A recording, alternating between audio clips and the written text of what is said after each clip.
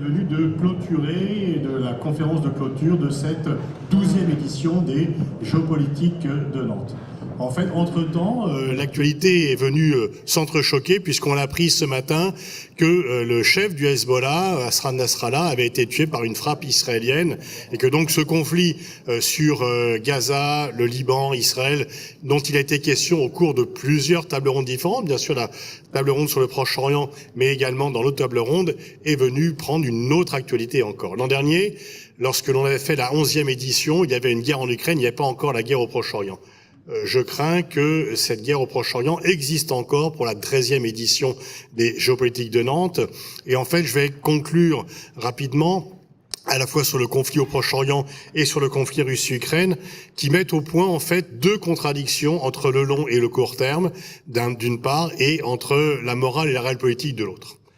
Entre le long et le court terme, cette mort de Hassan Nasrallah, sur lequel il n'est pas question de pleurer, il a commis de nombreux attentats. On sait en France que l'Hezbollah est responsable de l'attentat contre le Drakkar, dans lequel, de mémoire, 52 de nos soldats ont été tués, plus de multiples choses, donc il n'est pas question de pleurer sa mort. Il est question, par contre, de réfléchir aux conséquences qu'elle pourra avoir.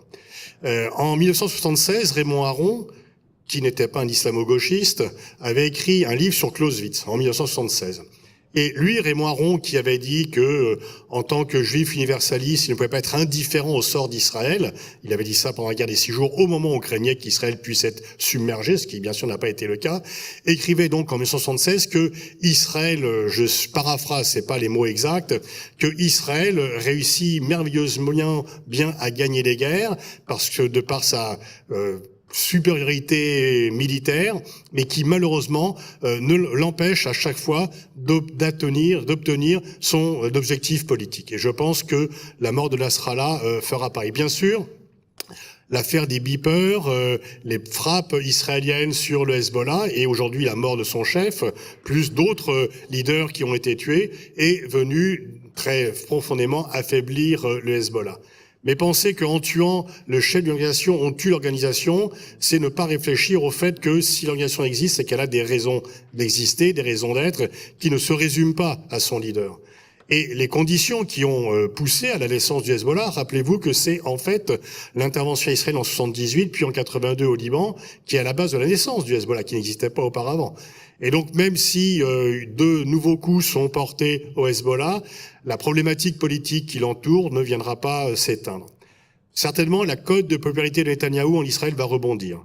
Les Israéliens vont l'applaudir et les sondages, avant même la mort de Nasrallah, disaient que son offensive sur le Liban, qui a été soutenue avant qu'elle ne démarre par 52% des Israéliens, on peut penser que son avenir politique est moins incertain qu'il n'a été auparavant et que, comme on était nombreux à le dire auparavant, il a un intérêt à intensifier la guerre parce que ça joue en sa faveur. Et d'ailleurs, ces deux leaders alliés extrémistes, Ben Gvir et Smotrich, ceux dont la famille politique a conduit à l'assassinat de Rabin. Et rappelez-vous que la veuve de Léa Rabin n'a jamais voulu serrer la main ni de Ariel Sharon ni de Netanyahou parce qu'elle tenait comme moralement responsable de l'assassinat de son mari. Et il y a 3 ans, Amos Gitay, qui est venu faire la conférence d'ouverture, nous a rappelé aussi, lui qui a été très proche de Rabin. Et donc, bien sûr, ses alliés lui ont dit que s'il cessait l'offensive, il quitterait la coalition et que donc il tomberait. Et depuis assez longtemps, en fait, depuis quelques mois, Netanyahou joue sa survie politique, mais contre l'intérêt à long terme d'Israël. C'est-à-dire qu'il peut très bien affaiblir le Hezbollah, il peut même peut-être intensifier la guerre et entraîner le Liban dans d'autres destructions. Et on peut penser qu'il ne va pas s'arrêter là, que les demandes de cessez-le-feu ne vont pas être entendues. Et d'ailleurs, il a demandé ces frappes à peine avoir terminé son discours à l'ONU. Et que ces victoires militaires ne pourront pas se transformer en victoires politiques, voire même éloigneront l'objectif politique d'un Israël en sécurité. La sécurité d'Israël ne sera pas mieux assurée. La sécurité à court terme, peut-être qu'il va venir donner encore plus de frappes sur les Hezbollah et que peut-être d'ici quelques jours, quelques semaines, il pourra atteindre son objectif de faire revenir les 60 à 80 000 Israéliens qui ont dû quitter leurs habitations au nord d'Israël du fait des frappes du Hezbollah. Est-ce que ça s'arrêtera là? Non.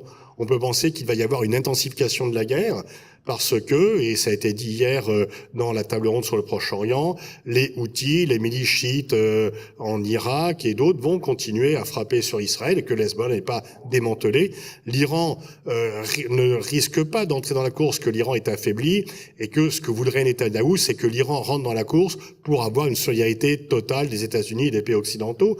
On peut penser que l'Iran ne fera pas cette erreur de lui donner cette victoire, mais en tous les cas, on voit bien là qu'il y a un avantage pour Israël à court terme, un avantage de politique intérieure pour Netanyahou, mais au détriment des intérêts à long terme d'Israël. Lorsque l'on fait une politique étrangère en fonction de critères de politique intérieure, c'est rarement une réussite. Et là, pour maintenir sa coalition, pour avoir l'approbation d'une population qui est excédée effectivement par les tirs de roquettes et de missiles du Hezbollah, qui est toujours traumatisée par les attentats du 7 octobre, il donne effectivement sur un plateau la tête de Nasrallah, mais le rejet d'Israël dans le monde entier va s'accompagner, va se développer, et quelqu'un comme Chuck Summers, qui est le leader de la majorité démocrate, qui dit lui-même qu'il est le juif le plus élevé dans la hiérarchie aux États-Unis, puisque il est juif lui-même, et que c'est donc le leader de la majorité démocrate au Sénat, a dit dès juillet dernier que si Netanyahou reste au pouvoir, Israël va devenir un État paria. Et que l'affaire des beepers qui a été applaudie dans la presse française comme à part Jean-Michel Apathy, à l'exception de Jean-Michel Apathy, comme une merveilleuse opération technique, un coup dur porté au Hezbollah, une pleine réussite, et jusqu'à on transforme les objets civils en armes, c'est un crime de guerre. Et que l'étau de la Cour pénale internationale va se resserrer sur Netanyahou et sur Yoav Gallant, et peut-être bientôt sur d'autres dirigeants israéliens, et que donc Israël va triompher militairement et être affaibli politiquement, mais on ne voit pas pour l'instant, de même qu'on ne voit pas un nouveau Gorbatchev arriver au pouvoir, pour le moment, on ne voit pas un nouveau Rabin arriver au pouvoir en Israël. Lorsque Rabin s'est lancé dans les accords d'Oslo, c'était certainement pas par amour des Palestiniens. C'était simplement parce que il pensait que l'intérêt à long terme d'Israël était de vivre en paix dans la région et qu'on n'allait pas faire la paix avec la Norvège, le Zimbabwe ou le Togo, mais bel et bien avec les voisins les plus immédiats. Et quand on a voulu faire la paix avec les Émirats arabes unis, Bahreïn, le Maroc, qui sont plus loin, qui ne sont pas en guerre avec Israël, ça ne résout pas la question palestinienne. Et la question palestinienne reste ouverte, quoi qu'il se passe au Liban.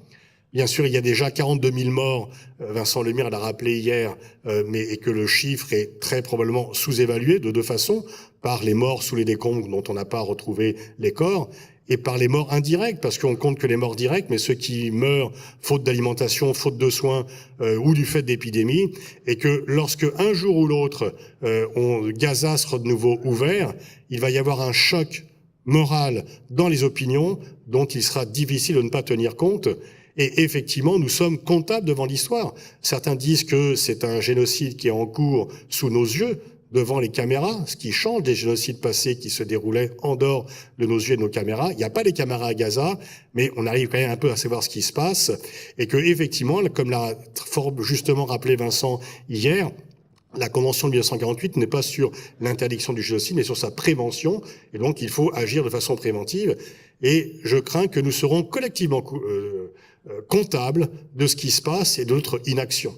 Et il est effectivement sidérant, déplorable, catastrophique de voir que Biden, que Macron appellent sans cesse à des cessez-le-feu qui ne sont pas respectés et que on aurait presque envie, au moins taisez-vous.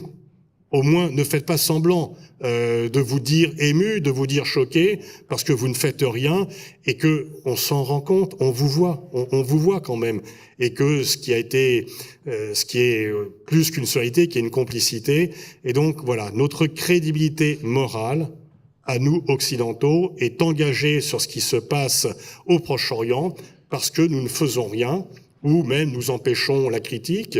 Il y a des condamnations pour apologie du terrorisme, et c'est très bien, il faut le faire. Il n'y a pas de condamnation pour apologie de crimes de guerre, et elles sont nombreuses sur nos écrans, où des gens viennent nous expliquer que ce qui se passe là-bas est formidable, et que les Arabes l'ont bien cherché, et ceci en toute impunité. Et donc la vérité finira par surgir, et dans cette grande coupure dont il a été question dans plusieurs tables rondes entre le Sud global et le monde occidental, ce qui se passe à Gaza restera une tâche indélébile sur l'honneur du monde occidental, qui est resté non pas muet, mais qui est resté inactif par rapport à cela. Et puis, il y a la guerre entre la Russie et l'Ukraine, qui continue. Et là, en fait, il y a tout un débat sur morale et réel politique. La réelle politique a mauvaise presse, notamment dans les débats, notamment dans le milieu associatif. Mais il y a, une fois encore, il y a pire que la réelle politique, c'est l'irréel politique. Et je dis depuis longtemps, au point de me faire traiter de pro-Poutine, de munichois, que les buts de guerre de Zelensky, à savoir récupérer les territoires perdus depuis 2022 et 2014, faire juger Poutine par la Cour pénale internationale et que la Russie paye les dommages de guerre qu'elle a créés, ces buts de guerre sont irréalisables. Je ne dis pas qu'ils sont illégitimes, ils sont légitimes, mais ils sont irréalisables.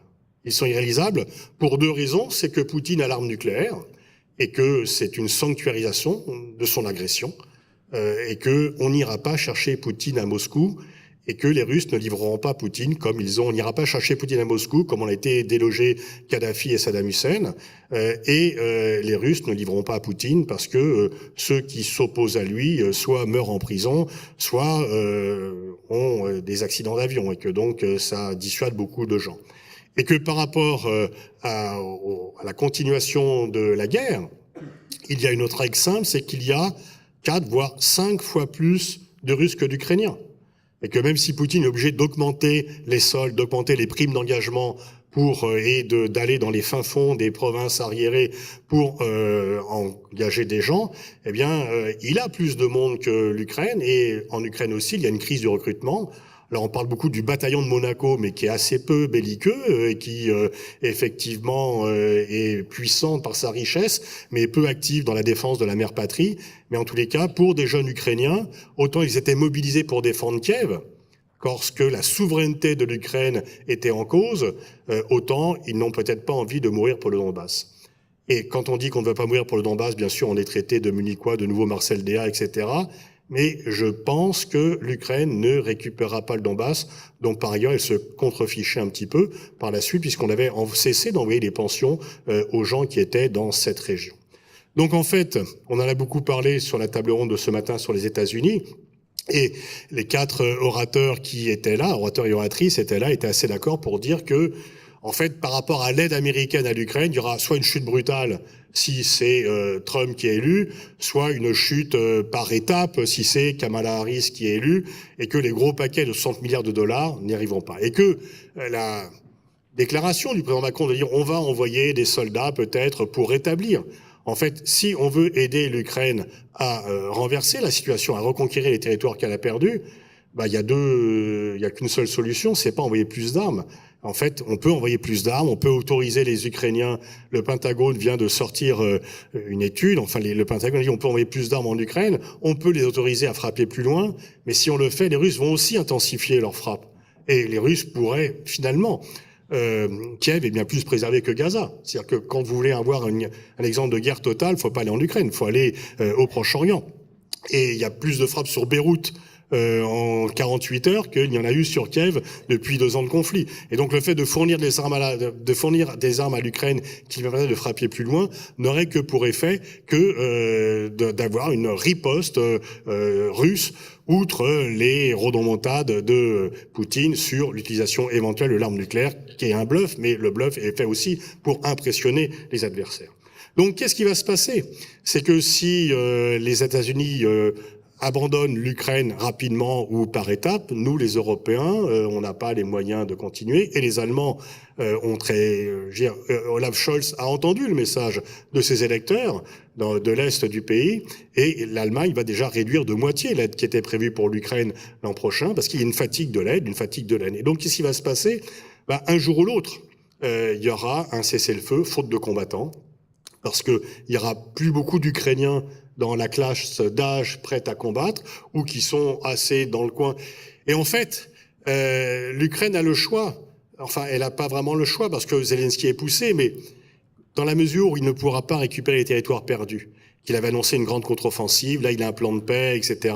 Mais son plan de paix, c'est donnez-moi plus d'armes, permettez-moi de frapper plus loin, ce qui, même si c'était accordé, ne changera pas la donne militaire de par le ratio démographique en faveur de la Russie. Donc un jour ou l'autre, les combats s'arrêteront peu ou prou sur la ligne actuelle. Donc combien veut-on de morts en plus? Et en fait, moi j'aime bien les Churchill de comptoir qui poussent les Ukrainiens à résister jusqu'au bout. Qu'ils s'engagent. Je veux dire, j'aimerais bien que Bernard-Henri Lévy pourrait s'engager, aller sur le front aussi, plutôt que de pousser tous les autres à y aller, mais il ne souhaite absolument pas. Mais simplement, on va avoir une guerre qui va se terminer plus tard, avec plus de morts, et sans changement de la situation. Et quelque part, les Américains disent aux Ukrainiens maintenant, qu'est-ce que disent les Américains aux Ukrainiens? Arrêtez les frais. Arrêtez les frais. On parle maintenant des négociations qui étaient un mot tabou auparavant. On parle de négociations. Ils disent, mais en fait, bon, vous allez perdre des territoires, mais développez le pays. C'est la meilleure façon de sanctionner Poutine, c'est d'avoir une démocratie peut-être non corrompue, ce qui serait aussi un grand changement en Ukraine, d'avoir une démocratie vivante et plus vous continuez la guerre, moins votre économie pourra repartir. Et dès que vous aurez cessé la guerre, eh bien votre économie pourra se développer. Alors on parle d'un scénario à la coréenne, c'est-à-dire une paix sans paix, un cessez-le-feu où il n'y a pas de traité de paix, il n'y aura pas. L'Ukraine ne pourra pas accepter officiellement la perte de ses territoires. Mais il y aura la fin des combats et puis nous maintiendrons les sanctions à l'égard de la Russie parce que cette guerre est illégale, que la Russie a commis des crimes de guerre, donc il n'est pas question de la récompenser. La Russie est affaiblie par cette guerre et la Russie, c'est l'échec de Poutine qui a renforcé le camp occidental, qui a diminué la donne de la Russie par rapport à la Chine. Et surtout, lui qui, depuis 20 ans, a voulu renforcer le statut de la Russie sur la scène internationale, eh bien, va finalement avoir une Russie moins forte après la guerre. Une Russie plus grande, mais moins forte, mais plus grande. Quelques kilomètres carrés de plus dans un pays qui en a déjà 17 millions. À quoi ça sert? Poutine a affaibli la Russie en se lançant dans la guerre. Mais je crois que, au nom de la morale, continuer la guerre, alors qu'il n'y a aucun espoir de changer la donne territorialement, ne me paraît pas être un bon service à rendre à l'Ukraine et pas un bon service à rendre à l'Europe et pas non plus. Donc la morale, au nom de la morale, il faut continuer la guerre. C'est pas tout à fait au nom de la morale, il faut continuer la guerre. Au nom de la morale, combien d'Ukrainiens, combien de Russes vont continuer à mourir parce que sur les plateaux télévisés, on pense que la réelle politique est à blâmer et que la morale doit être sauve.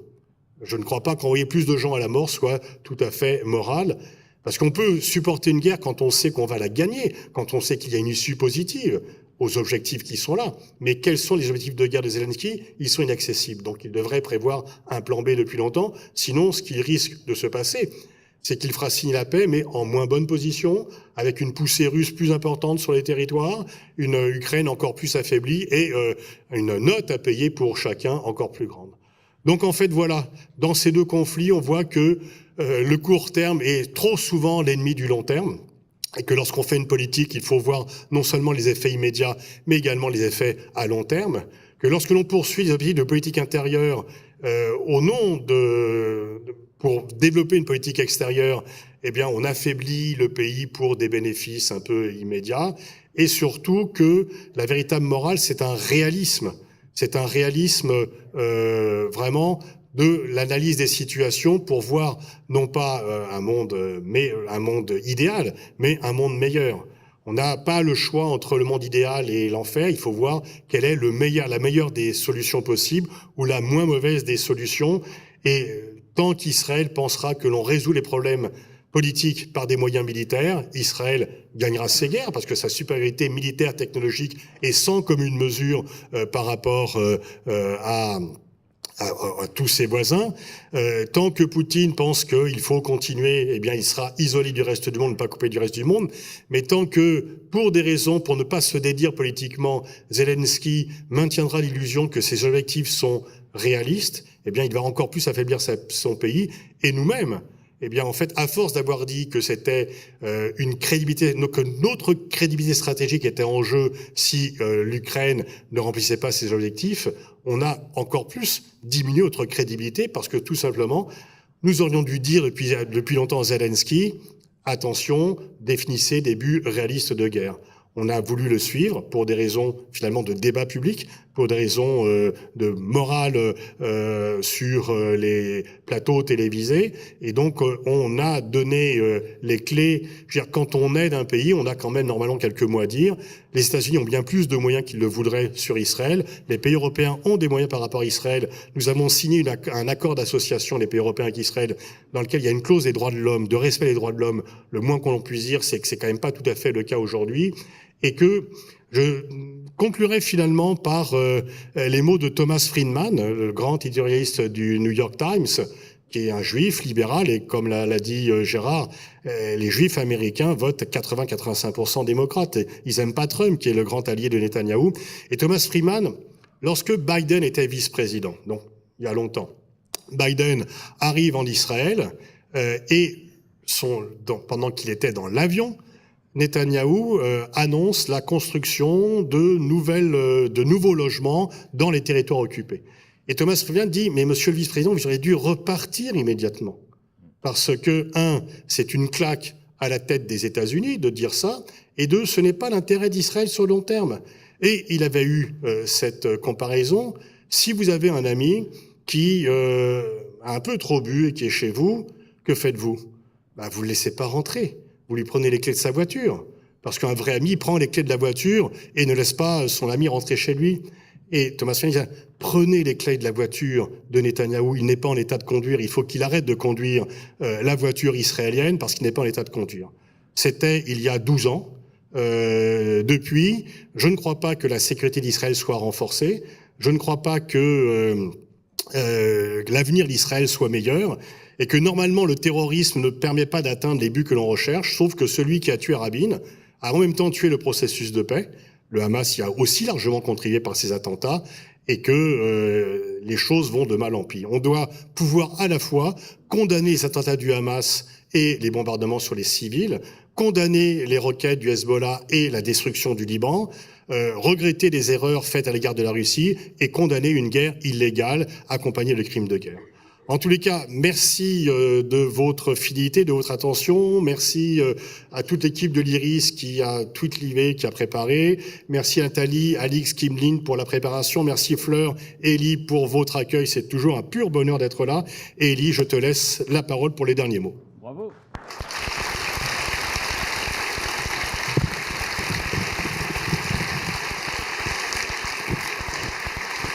Merci Pascal. Il m'appartient donc de clore officiellement cette nouvelle édition des Géopolitiques. 2 mots pour vous dire que les questions internationales et les questions liées au pouvoir en général sont très présentes dans la programmation à l'année du lieu unique. Donc revenez, je vous conseille tout particulièrement une pièce qui s'appelle « Ceci n'est pas une ambassade ». Je crois que c'est les 4 et 5 décembre, si je ne me trompe pas, par Rimini Protocol, qui porte très directement sur la politique étrangère de Taïwan et notamment évidemment par rapport à la Chine. Également, je vous conseille un Hamlet qui arrive les 23 et 24 octobre par une compagnie péruvienne qui s'appelle La Plaza, une metteuse en scène extraordinaire, Sheila De Ferrari, et qui va vraiment mettre le feu, je pense, sur ces questions de pouvoir et aussi un petit peu de folie. Merci beaucoup Pascal et toute l'équipe de l'Iris, merci à Nantes Métropole, merci évidemment à l'équipe extraordinaire du lieu unique, et merci aux techniciennes et techniciens qui ont rendu cet événement possible. Merci à vous toutes et tous d'avoir été présents si nombreux, encore plus nombreux cette année, et je vous donne rendez-vous l'année prochaine. Très bonne journée à toutes et tous.